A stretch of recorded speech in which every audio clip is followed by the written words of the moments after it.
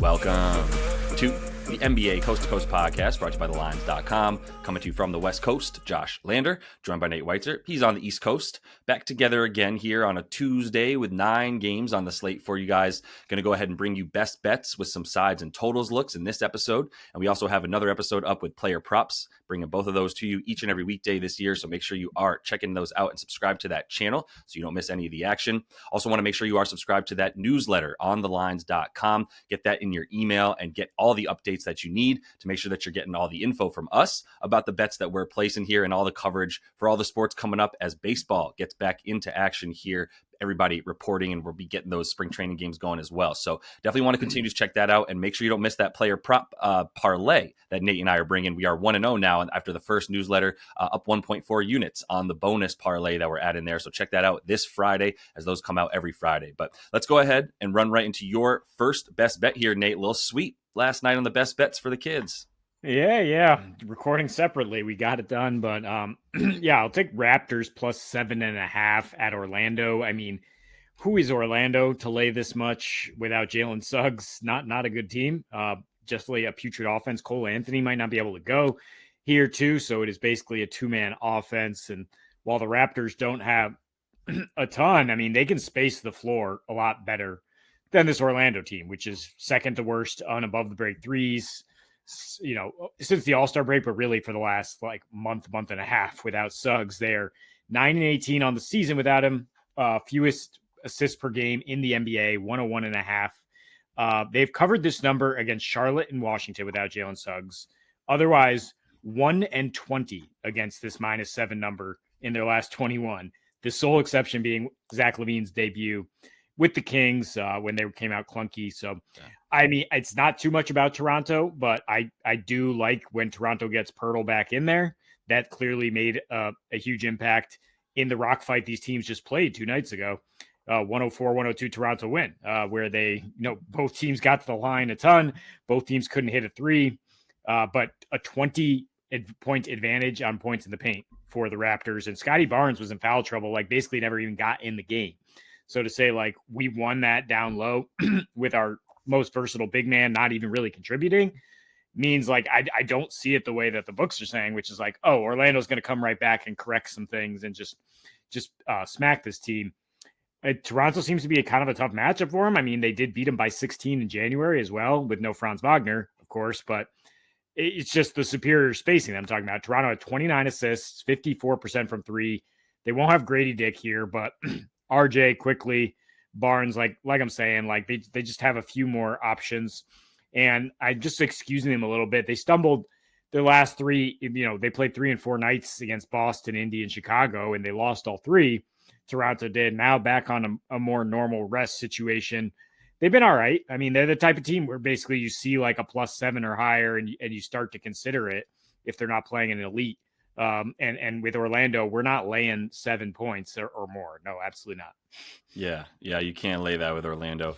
I agree. And Jacoby Walter will come in and fill in for Grady Dick, who's out. And it's not like it's a game for spot-up shooters anyway. So you want to have the threat out there, but that's not how you're going to beat Orlando anyhow.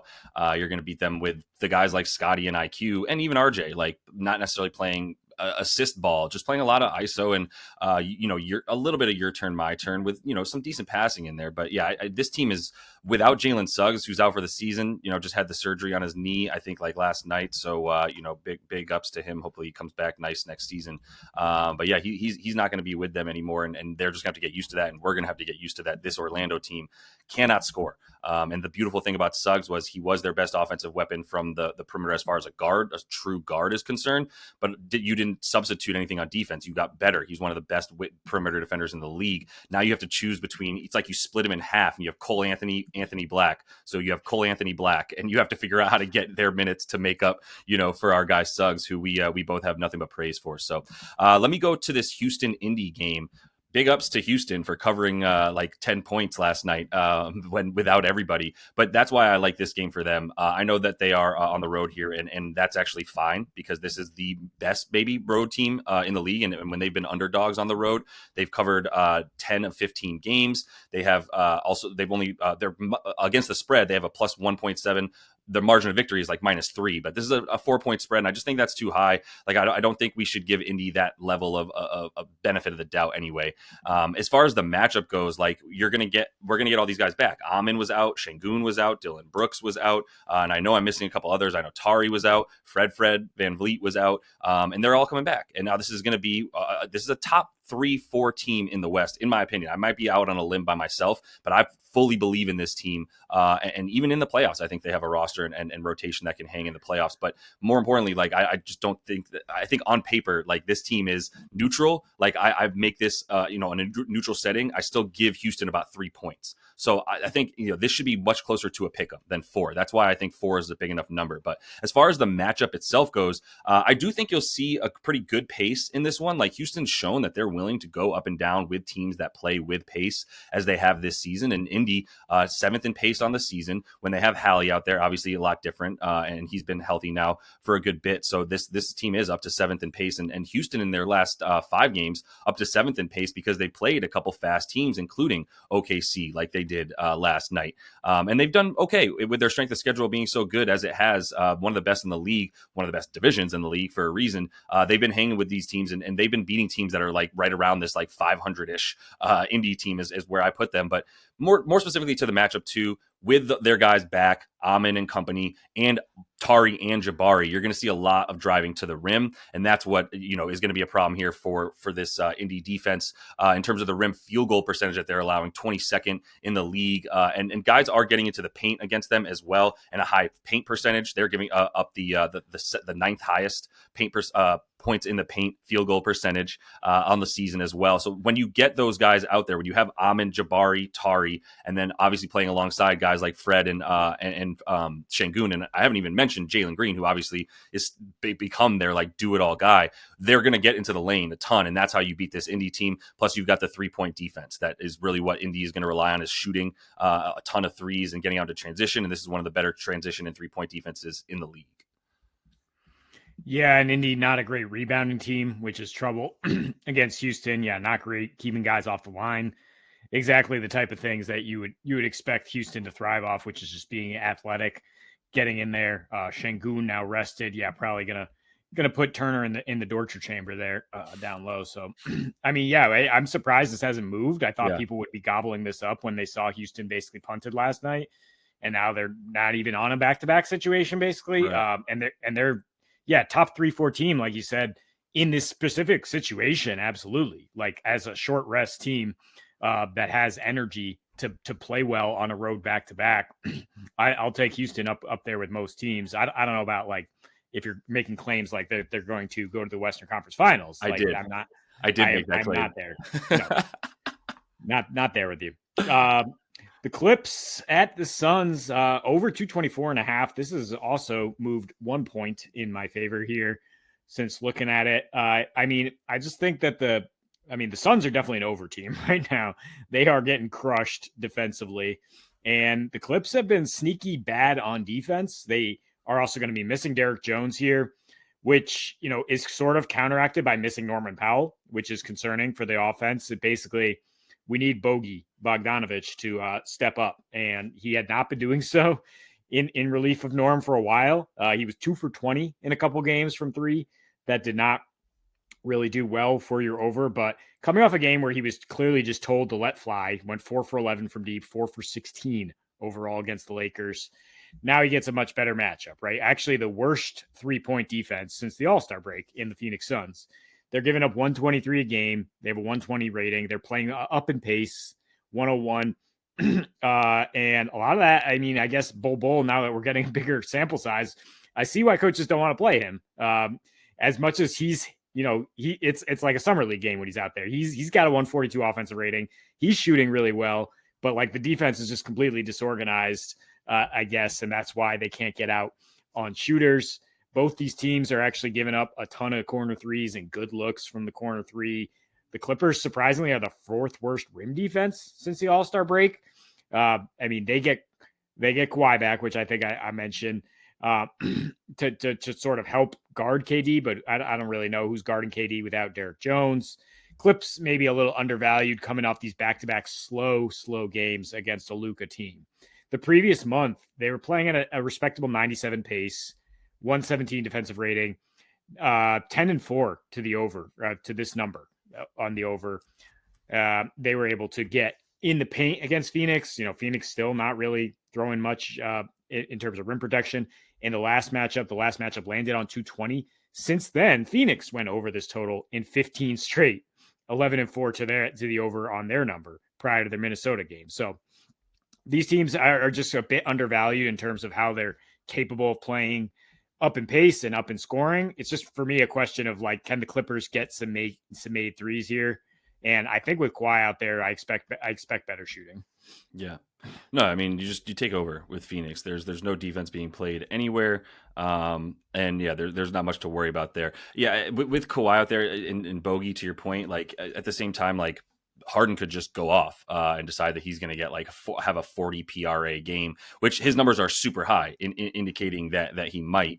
And it's like way higher than anything he's done very consistently. It's like 38, 39 and a half right now for a reason. Like if he wants to bring it, then that's will help a ton. That will be crucial here. But pace should be decent, and Phoenix won't be playing D-man, so you'll be fine there. But I'm going to go to an over as well in San Antonio versus Brooklyn. I think a couple things are I mean, look, this got bet up, and I think it's going to keep going up to like 229 and a half, but it opened at 221, and that was incorrect because you have to take into account a couple other things here.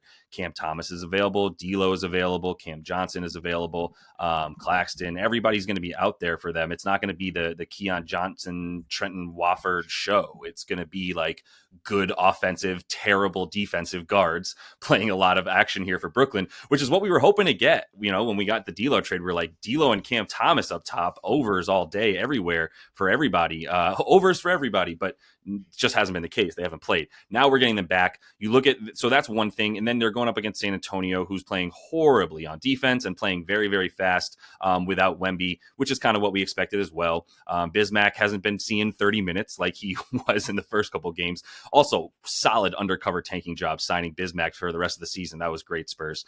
But that has led to a ton of overs now, and that's what we're going to see here for both sides. So on the Brooklyn side, going back to why this is a good over for them, Cam Thomas out there, D'Lo out there. If you look at the offensive rating for this squad on the season, when Cam Thomas has played, 115. When he has not played, 106. Right, so we're talking about 111 points per game with Cam Thomas, 102 without him. And I was ready to go right to the under here. And then I was like, oh, right, these guys are in. Without Cam and D'Lo, they can't score 100 points. With those guys, they're at about 112 per game with both of them playing. The defensive rating also goes down, unsurprisingly, with Cam Thomas out there. In terms of they give up more points, I should say it goes up. With him, they have a 114 D rating. Without him, 110. They're giving up a ton fewer points as well. Opponent points points per game are at the same there, 114 points that they're allowing with him. So games are averaging about 228, 229 with Cam out there this season, but that doesn't even include the games that have had D'Lo coming back out as well. And now for the Spurs, like, yeah, they're just this is obviously tankathon for them as well, and they're doing great at it. But in the last 5, they're up to 3rd in pace. In the last 10, they're at 8th in pace. And they played some slower teams, but they're doing a lot of getting to the free throw line and just attacking the rim. That's their whole offense at this point. They are 6th in on offense. Yeah, they're 6th now in free throw attempt rate over their last 5, and not necessarily forcing too many poor shots or anything of that nature. A lot more of getting to the free throw line, getting into the paint, getting to the rim with the 11th highest frequency in the league. So like Nick Claxton, whomever he's going up against, like I doubt that they're going to really have too many guys posting up, right? Like at most you're going to have Bismack in the dunker spot, but they're still using him in the pick and roll to keep him out of the paint to try to get guys like D Fox and company down there, which is how you score. Like I don't see big games for like Devin Vassell necessarily, or the spot up shooters for these guys, but anybody who wants to get into the paint from up top, pressure from penetration down the middle from above the break, like you're going to get it against this team, which is teams going up against the Spurs right now, and both these teams, rather, I should say. Paint frequency is the key. Like everybody's just getting into the paint and doing what they want from there. So I do think anybody who's able to dribble, drive, and get into transition is going to have a good time in this game against both these defenses. Yeah, I mean, I hear what you're saying with the Nets. Like clearly the pace has gone from like 90 to 92 in every game to 98, 97, 101.2, and they just haven't been able to score against, 3 of the best defenses in the league right now, the Thunder, Blazers, and Pistons in their last 3. now facing just an atrocious defense. So I could see it for sure, back and forth. I mean, which way do you lean? If the Nets are getting 4.5 Yeah. here, is that another road dog to look at Yeah, I tonight? think so. Yeah, it's just me shooting. It's just gonna be, are they going to make their shots is the thing. Yeah. I do think they will. But yeah, I wouldn't be willing to bet on either team necessarily. And I could see this thing staying close. Like within 5 points seems like a fair spread on both sides. Yeah. Well, I mean, we'll see.